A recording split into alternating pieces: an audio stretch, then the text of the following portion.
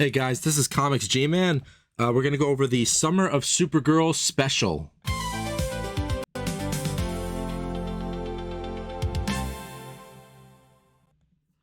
Alright, so actually, believe it or not, this was actually a pretty damn good little comic that they made. Now, nothing great, nothing grand, but if you're a Supergirl fan like me, it's pretty serviceable, it's pretty passable. It's got a couple of cringe things in it, but overall, like, I enjoyed it. So it's got two all-new bonus stories. The summer special is actually just a continuation of Lobo number 4. It just shows you what happened after Lobo and Supergirl got captured and they were in prison for, wrecking the entire Fortress of Solitude Carnival Park or whatever the fuck it was. So here they are, they're like at a grand jury. The art is good, it's funny. And they're really playing off of like Supergirl being like such a Girl Scout. And it's like pissing off Lobo and stuff because she's just like fooling the jury a little bit with her like little good girl routine. It was pretty funny actually. So it's like definitely more of a comedic little story that they made here. Here's Lobo's daughter.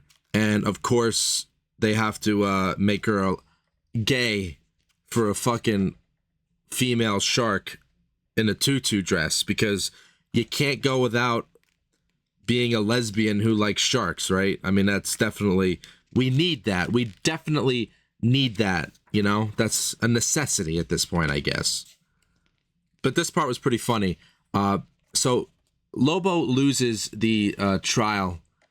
and Supergirl wins, and so she has to take his dog for a while.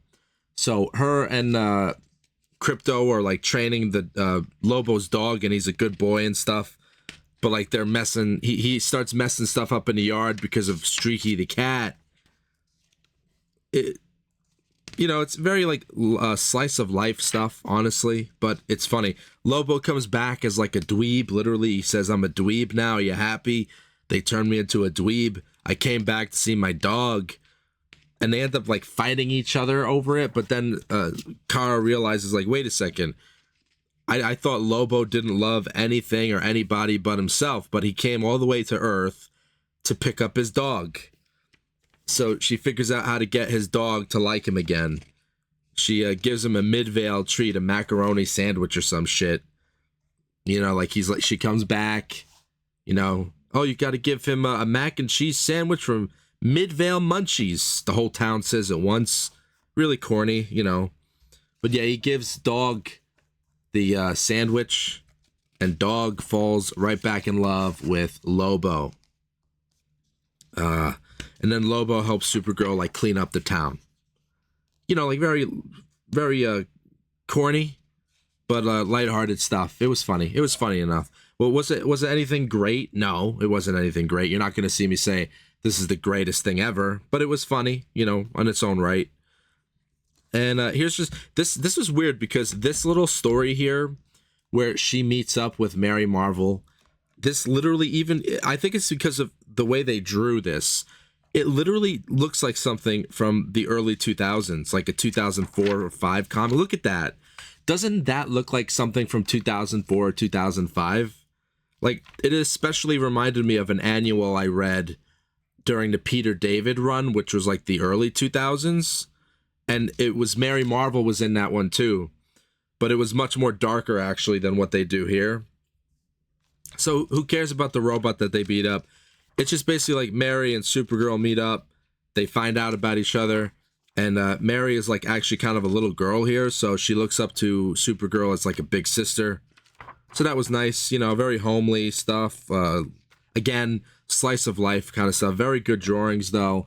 I do like that kind of like 2000s, early 2000s look. So that was cool.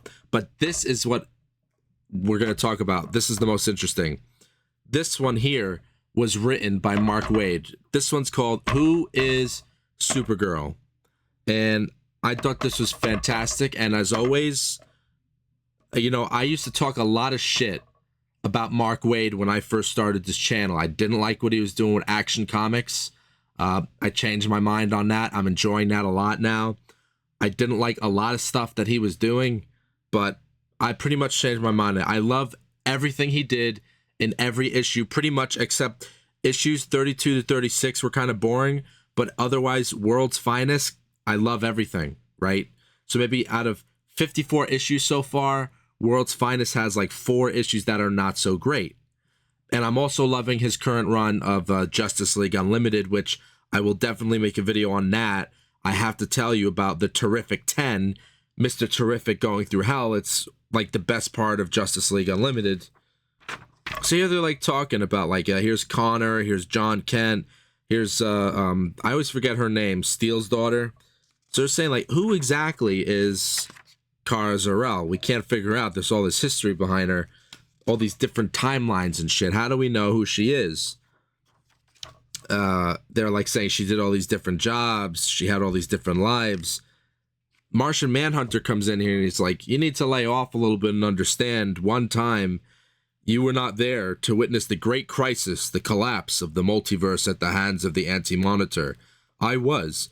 Despite our near limitless efforts, we had no hope of defeating a being all-powerful until Kara, at a key moment, destroyed his physical form, saving us all. Right, so he brings up what happened in the Infinite Crisis. Here he talks about when she came back, but Darkseid resurrected her as a sleeper agent, and he used her to try to defeat Superman, but we all know that Superman, you know, he saves her. And also, besides that being a good comic, there's a fucking awesome adapted animated movie from 2010, Superman, Batman, Apocalypse, that I highly recommend you watch that movie. It's a great movie. And of course, they have to bring up Tom King's iteration of her, where after that happened, although this was not even mentioned in Tom King's run, but Mark Waid brilliantly interconnects Tom King's run to make it plausible. So he's basically saying after her, what she went through with Darkseid's mind control and all the dark things that he made her do, that's when she started to wander and drink off planet and become kind of a drunk. She was trying to forget what Darkseid did to her here. Tom King did not say that. He didn't say any of that in the comic. But you see, Mark Waid, if you gave Supergirl Woman of Tomorrow to Mark Waid, guarantee you it would be 1,000 times better than what Tom King gave us. Because that sounds way more plausible than what Tom King gave us. Just saying. And then it just ends with like, yep, you know, it's just celebrating her as a character. So what do I think of this Supergirl Woman of Tomorrow? Do I recommend you buy it? No. I only recommend you buy it if you are like a hardcore Supergirl fan. Otherwise, if you're like a casual comic book reader or you're new to this, I do not recommend this at all. This is like just for the Supergirl collectors, pretty much. That's just my honest assessment of it. All right, guys, I hope you enjoyed. Have a good rest of your day. Allowing me to use these arms to jack off up to 4 of my homies without me actually being gay.